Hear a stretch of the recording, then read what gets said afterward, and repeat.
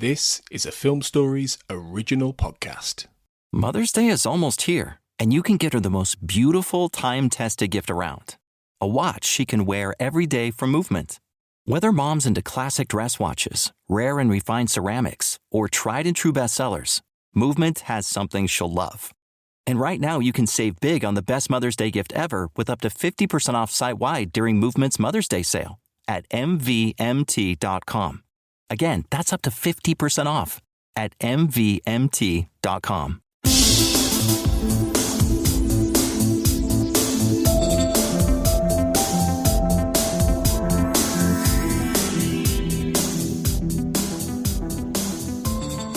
Welcome back, everyone, to the Xcast. As ever, the truth is in here.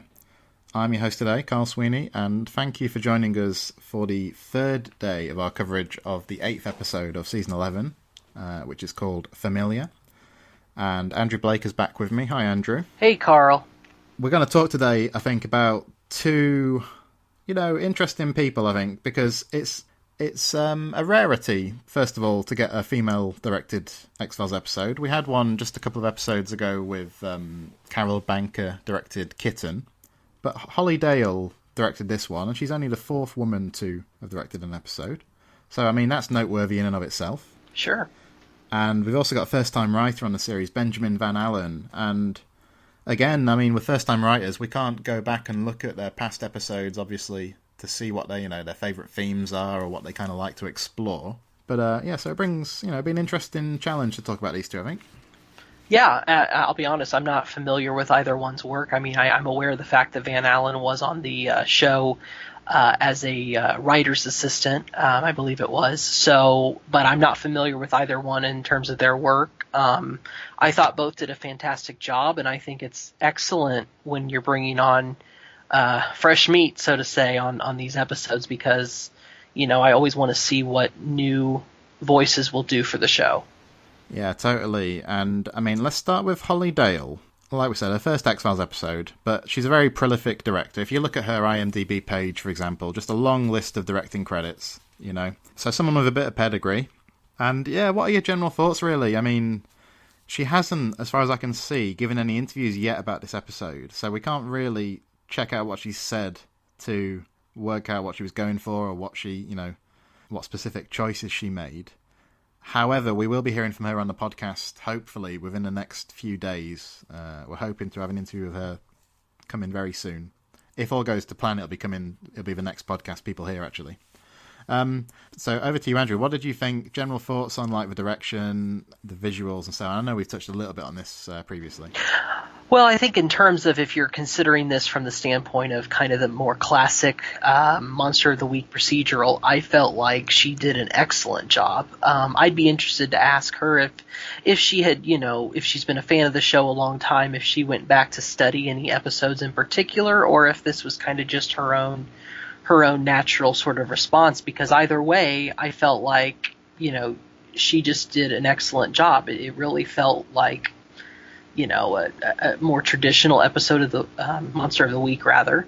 And as a director taking advantage of the scenery in Vancouver, I mean, I felt like this episode did a lot more to that end than more recent episodes we've seen. Yeah, and I need to go back and look at this episode, really, so I can really pay attention to, what the camera's doing and that kind of thing, because, the first time I was just kind of engaged with the story and kind of swept up in it. I think the only element that kind of, it seemed a little jarring on first watch, there's this kind of weird, almost a car chase that happens midway through the episode, isn't there, when they're after the policeman who's he's tracking the sex offender, isn't he?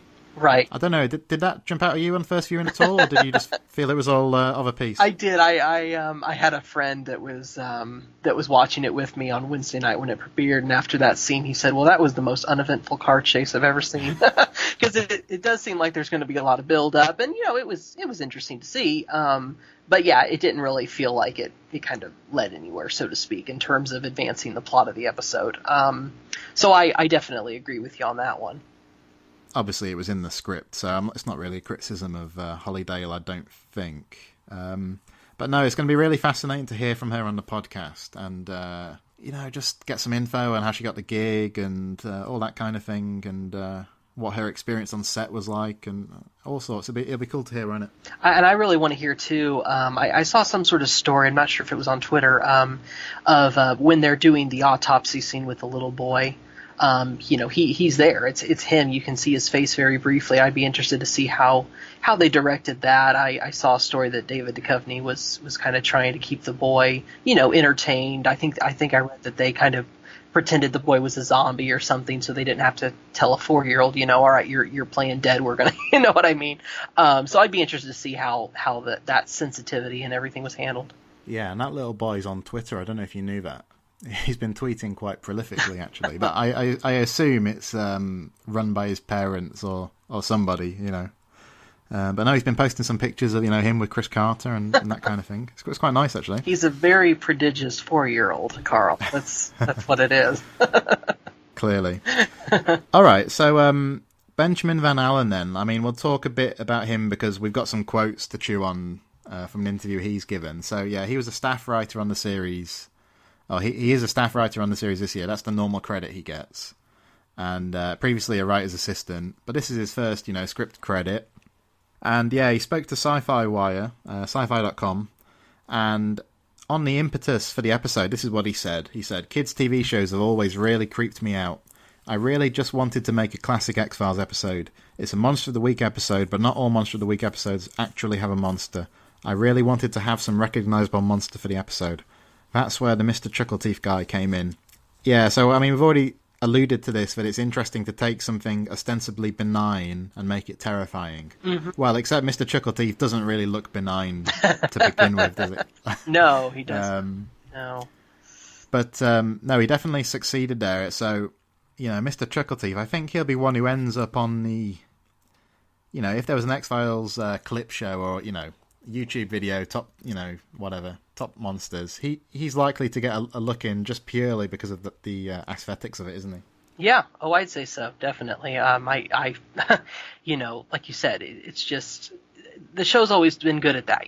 They've taken things. First thing comes to mind is the doll from Chinga, an innocent antique-looking doll that you throw in the hokey pokey there, and it's just it's a truly creepy episode. And I feel like it's always been good at taking more, for lack of a better word, innocent, childish things and kind of really amping up the creep factor like they did in this one. And on what he was after in this episode, he said, like the classic X-Files feel, I definitely wanted to set it in a small town. I wanted to start the episode in the town with Mulder and Scully and end the episode in the town with Mulder and Scully. As much as I love all the X-Files lore, I didn't want to see the X-Files office. I didn't want to put Skinner in this episode.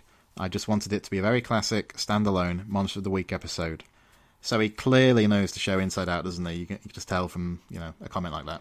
Yeah, and I'd say to that end, he definitely, succeeded because, it really is a very by the numbers, and I mean that in the best way possible. It's a very familiar sort of setup that the show has always excelled at. And I'll tell you a little bit of what this reminds me of. Like, in Season 2, you get Vince Gilligan's first episode, Soft Light, and I don't think anyone would argue it's Gilligan's best script by any means, but you can tell it's written by somebody who knows the series. There are references to previous episodes in there and that kind of thing. And this feels to me, this Van Allen's script, it sort of feels like, if there had been, or if there were to be a Season 12 or 13, he may well be somebody who went on to write even more scripts, and they'd get a bit more honed, possibly a bit more original, and basically surpass familiar. However, we're most likely, we don't know for sure, but most likely that's not going to come to pass. But that's just kind of what it feels like to me. Yeah, no, a lot of it's a cringeworthy word, but a lot of potential, because I do think it was, in terms of the writing, it was in most regards very spot on, and I really enjoyed it. We haven't spoken quite so much about the aspect of witchcraft, and I know Sarah Blair had some issues with it from the Xcast. She was doing some live tweeting, and I think she may have pointed some of this out on Twitter, but I think some of the specifics didn't quite line up for her. What Van Allen says was, I was trying to figure out a way to make the lore behind these characters, how to make them real and how to make them dangerous. I'm really big into research and history. I started going into a lot of research into spirits. I'm from Massachusetts, so I kind of wanted to set it in the New England area. When I was researching spirits, I started reading about familiars, and it all just clicked together. That, and I love witchcraft and magic type stuff. Yeah, on first viewing, it seemed reasonably successful to me, although I don't have any, specialised knowledge at all on this subject. But what did you make of it? Yeah, I'm with you. I really don't. I wouldn't be one to consult about the particulars of witchcraft lore or anything like that. But I think to the casual viewer, I'll say it probably succeeds in terms of setting up the elements for their use in the story. You're always going to be able to nitpick, and there's nothing wrong with nitpicking. But I think you kind of have to gauge it in terms of, how much am I able to kind of overlook, sure, the show may not be perfect in terms of the facts it gets, but, it's going to use the elements to advance the story, whether it's completely accurate or not, I don't know. But I think it set out to kind of, use the elements witchcraft, like the salt circle and the familiars and everything. And I think it felt right to me. I mean, it felt like, they set out to do what they were going to do. And you're always going to be able to nitpick, always. This is a show that, you can look back and say, okay, well, they got the science wrong here, or they got, particularly what comes to mind is their handling of mental illness in older episodes, which it's a product of the times. You're not going to be cutting edge with that. The show has had criticism in the past over things like the episode The Field Where I Died, in terms of what used to be called multiple personality disorder. There's always going to be those things that to people in the industry, or whatever, you're going to be able to nitpick and in some cases maybe take mild offense to. But I think in terms of focusing on the mainstream, what it's doing, I think that's a fair point. And I'll tell you what surprised me a little from this interview is that he sort of seems to imply that the link to William that a lot of us have seen in that autopsy scene, for example, he sort of seems to say it was kind of accidental. But I mean, if that was the case, in terms of his intent when he was writing the episode, I think that, the performances absolutely convey kind of the weight of the character's history, don't they? Mulder and Scully. You can see they're sort of thinking about William, or it seems that way, even if they don't talk about him outright. Sure, exactly. I did see on someone had tweeted at him or an interview he'd done where the little girl was named Emily, and a lot of people thought, oh, is that a direct nod to Scully's biological daughter Emily? And he, based on the response he gave, seemed to not even have remembered that she had a daughter named Emily. Which, to be fair, it's she's only addressed in 3 or 4 episodes in total. So I think those are coincidences that mean more to certain fans, and that's okay, because that's what art, so to speak, can do. You can draw all sorts of different interpretations from it, even if they're not intended that way. Yeah, and I mean, in the previous podcast, we were talking a bit about mob mentality as relates to the internet and social media, and the reason I made that link was because he suggests it in this interview, and here's what he said. So he says, I think what I was playing on with that, and everyone can read into it what they want, is there is kind of a mob mentality on the internet now, with every single topic that ever comes up. I'm just as guilty as anyone. You read articles on Twitter and it's like headline culture. You'll retweet stuff without even reading the article. You'll jump onto what anybody else is saying and attack other people without ever looking into fact. Like I said, I'm guilty of it as well, but it's a dangerous direction our culture is headed. It's interesting that he's come out and said this, and it's good to know that was the intent, that this kind of witchcraft story is kind of the hook for this kind of exploration of some current issues, Whereas, like in the previous episode, Followers, you had, there was no kind of two ways about it. The self-driving car was representative of a self-driving car. But here it's, you know what I mean? He's playing in kind of a different playground here, isn't he? Yeah, no, and I mean, I think if you take a statement, we don't have to apply it to, hot topics or current, trends or anything, but it's true. I mean, that's basically the meaning of the internet, mass communication, and mass communication 9 times out of 10 results in mob mentality, good or bad. And I think that it's a very fair point, and we're all guilty of it. We all do it. And I think to see it played out, a mob mentality led to the Salem witch trials back in the 1600s, which this episode kind of inadvertently recognizes. And, it was relevant then, and it's even more relevant now. It's almost easier now because of the internet and the social media tools you have. So I thought it was a real interesting point that he kind of wrote that with that in mind. I think possibly the final episode of the series could engender some kind of intense reactions depending on how it goes. So let's stay spoiler free on this. I don't know if you know any spoilers, but let's just stay as spoiler free as we possibly can, even down to the promos and stuff, because I know some people are trying to avoid absolutely everything, which is fair enough. Right. But Van Allen, he talks about it a little here. So this is spoiler free, but he says, I think you're really going to enjoy the penultimate episode. The very last episode I just got a chance to watch in the mix, and I think it's amazing. I think it's thrilling. I think you're in for a mix of emotions. I mean, that would only really be newsworthy if he said the opposite, to be honest. He kind of...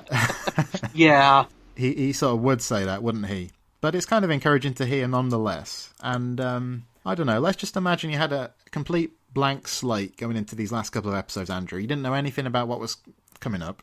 What would you want to see in episodes 9 and 10 to kind of satisfy you, if this is to be the end of, the X-Files as a whole? Well, for the finale, I don't know. I really, if this really is the end, what I want above anything else is a good, solid end for Mulder and Scully. I want their relationship, where they are in their lives, to be acknowledged. I would like some degree of closure for the two of them, as well as some of the supporting characters like Skinner and Cigarette Smoking Man, and William, of course. Closure above anything else, I would say. I'm looking forward to it. I'm also a little apprehensive about it, just because of how my personal reactions have been to the My Struggle episode so far. And I just hope that Chris Carter wrote with knowing that, there may not be a future for these characters right now. That, give us an end that rewards the fans for being fans for so long, and feels like this is really an end for the show as well as the characters, because I think that that's all anyone could hope for, and I hope that that's what we get. And let's just say, like, hypothetically, that season 12 was like a live prospect, whether with Gillian Anderson or without. I mean, how would you feel about that? Do you think, like... Because when I watched Familiar... It's episodes, some of these episodes recently have been making me think, hey, they're kind of, maybe there's some, like, gas left in the tank, But then I sort of think, well, when the series ends, I hope it goes out on a season where we're still craving a little bit more, So I kind of got mixed feelings, but what do you reckon? I think a story has a beginning, a middle, and an end. And I think that...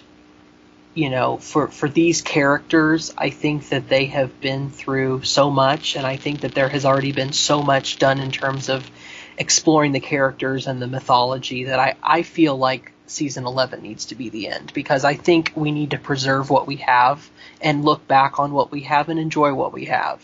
And, I think for those who have been less than pleased with overall how season 10 and 11 have gone, who have been upset with some seeming, retcons in the mythology and characterization and on, I just feel like I would like to just leave the show as it is and enjoy it for what it is. I don't personally see how the show would succeed without both of its leads at this point in the game. That's my view on it, but, the truth of the matter is, if it comes back for a season 12, I will probably watch it, just because I'm a fan. I don't think it would be a good idea. That's my view on it. Cool. Okay, just very quick final thought on Familiar then. Yeah, I was pleased with this episode. I thought it was pretty good. I mean, very good, actually. Like you say, there's nothing wrong with, I can't remember the phrase you used, like a nuts and bolts episode kind of thing. Yeah. It's not trying to move Mulder and Scully's character arc along that much. It's comprised of elements that we've seen used before, but it kind of did the job in a very nice, in a very satisfying way, I felt. Anything else you have to say on this episode? Pretty much what I've said all along. Nuts and bolts is a good phrase. It's a procedural. It's you could drop it right in the middle of season 3 or 4, and it would play just fine. And I enjoy those kinds of episodes. I think those are the ones you can return to and enjoy for whatever reasons you do that. And Familiar was another solid entry for the show.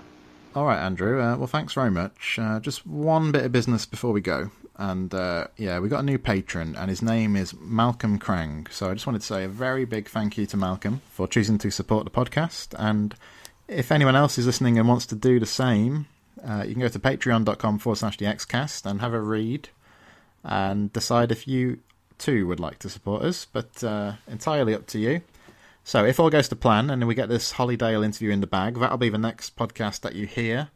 And we've also got the next mailbag episode coming very soon, the next listener feedback episode covering Familiar. And then before you know it, we'll be into episode 9. And the end of the series is fast approaching. But in the meantime, we're in all the usual places on Twitter and Facebook. Until next time, listeners, trust no one.